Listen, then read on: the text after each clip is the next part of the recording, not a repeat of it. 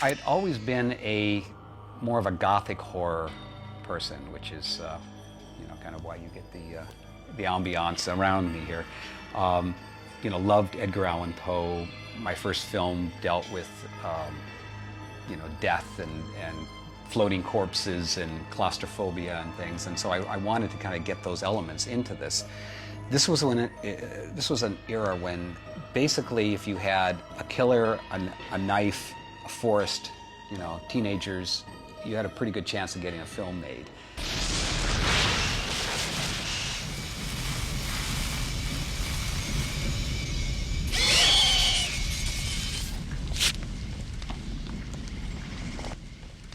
The time came to make another Friday. They felt that there was still, there's still an audience, they still wanted to do another one. They weren't sure exactly what they wanted to do with it, and I was basically given, carte blanche to say, here are the films, pick up from here and see what you want to do with it. And so my discussions with Frank Mancuso Jr. were really in, how do we make sure this delivers for the audience that it's intended for. And from my standpoint, I said, well, I do want to have, a sense of style and humor with it. And he said, fine, just don't make fun of Jason, you can have the humor in all the other areas. So I had a lot of freedom in that regard. This is great! CJ was great. I'm going to let out a little secret that I don't think people know, but maybe they do. If you're a really hardcore fan, you may know this. When we started our Friday the 13th, CJ was not Jason. The stunt coordinator, Dan Bradley, was Jason. And the first day or two, I think it was the first 2 days when we were in daylight, all the stuff where they're doing the paintball stuff, if you look carefully, you'll see it's not, CJ's body type at all. It's, Dan was physically, quite a bit different in terms of, his size and the way he moved and everything else.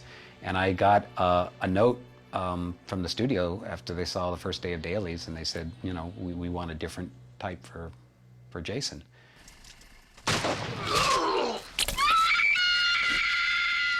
I was running a nightclub in Los Angeles, and the special effects people from Part 4 were doing a special effects for Hypnotist we had at the club I was running.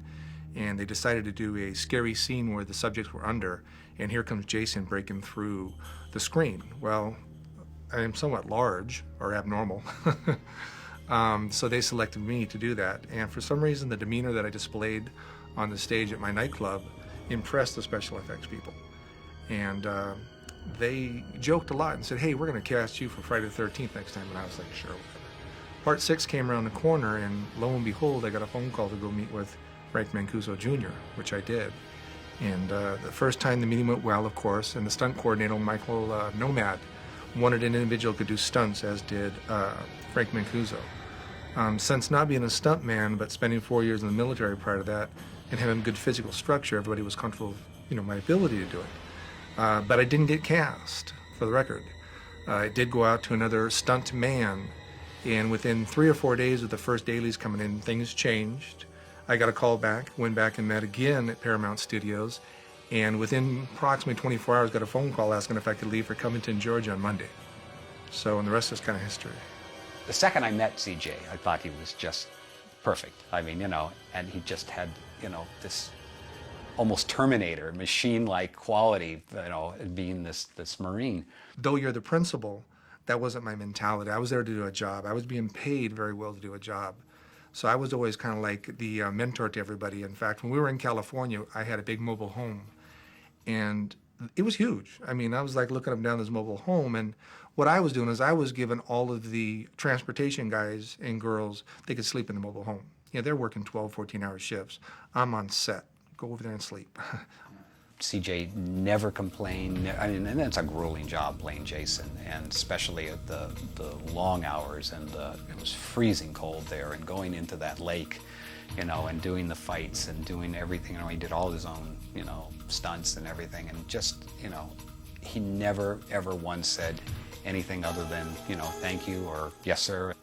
As far as the actual underwater scenes, a little claustrophobic. You got to realize I was truly chained 20 feet under the water. There was no way for me to get away if the safety divers did not come in when I signaled for air. So you had to have full ability as far as the safety divers knowing that they'd take care of you. And Michael Nomad, his team, I was fully confident. And when I would signal for air, I'd pop my mask up, and in would come a safety diver, since I couldn't see, and physically put the regulator in my mouth. I'd clear it, take a few deep breaths, give the signal thumbs up, and we'd go back to acting.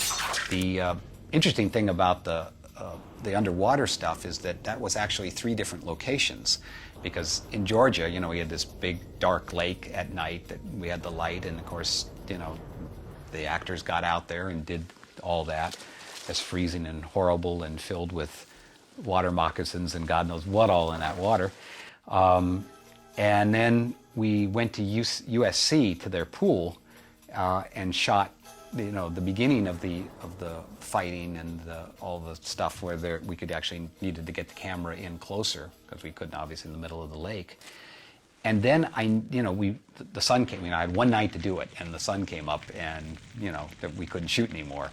So then I called up my parents, who lived in Culver City at that time, because they had a little pool. And I said, would you guys mind if I came and shot, you know, the last part of the movie in the pool? It's like, sure, yeah. Having no idea that I was going to be grinding up Jason's head, you know, with this motor and turn the whole pool, you know, blood red with gooky stuff. And you know, my mother was freaking, but my dad, you know, thought it was the greatest thing ever.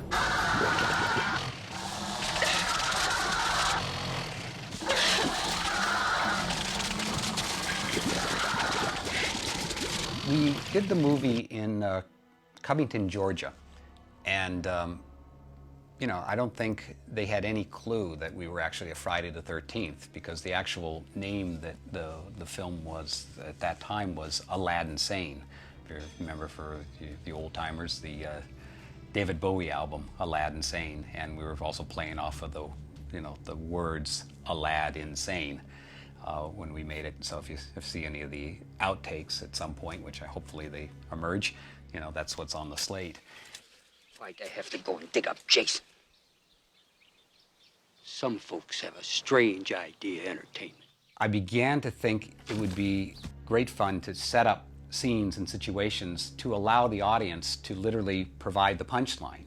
So there's a few different things in my Friday that have that, and probably the one that was the most noticeable was my wife Nancy plays Lisbeth, the camp counselor who was killed in the beginning with Tony Goldwyn, and she offers in an attempt to try to buy Jason from killing her, offers him money and a credit card, and when she gets killed, she goes down into this puddle and her hand drops, the money sinks, but the American Express card, you know, kept floating. And I held on that shot intentionally so that somebody in the audience, and it always happened, would yell out, "Don't leave home without it." And then the rest of the audience would crack up, figuring, you know, how clever somebody in the audience was, not realizing that was, you know, purposely done for that.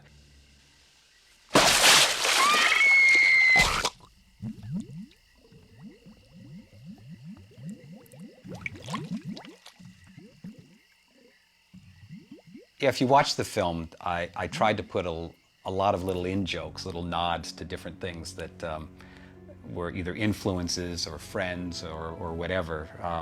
For instance, since Jason was brought back with a lightning bolt, you know, obviously that's Frankenstein, and if you look at the grocery store in the background, it's Karloff's Grocers.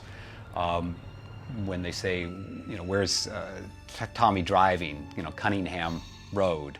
Come on, Dad. You can at least have Rick drive out to Cunningham Road and look for him. Megan, We just got a call from Carpenter, being another town. the best I can do is call the station in Carpenter and have them keep a lookout for them. One of the kids falls asleep reading No Exit, which I felt was another way of putting a little bit of dark humor.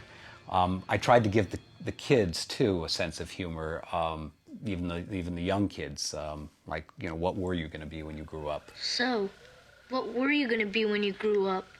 One of the best scenes I think I'm most proud of is there was a scene where I break through the wall and I grab her head and I start to squeeze it. And I had to go through the wall. The point is, if I remember correctly, it was a $20,000, $25,000 shot to set it up. The complication of the scene was getting through the wall, number one, and making sure you're completely through it as your foot comes down to make a step. So myself and Michael practiced that a few times, just getting the footing down, so that when I blew this wall out with my right knee, and I had to blow it out completely, then my arms would forcibly go through. But at the same time, you're going from blackout to light, and you have to step down without missing your step. I think I was most proud of that because we did it on one take.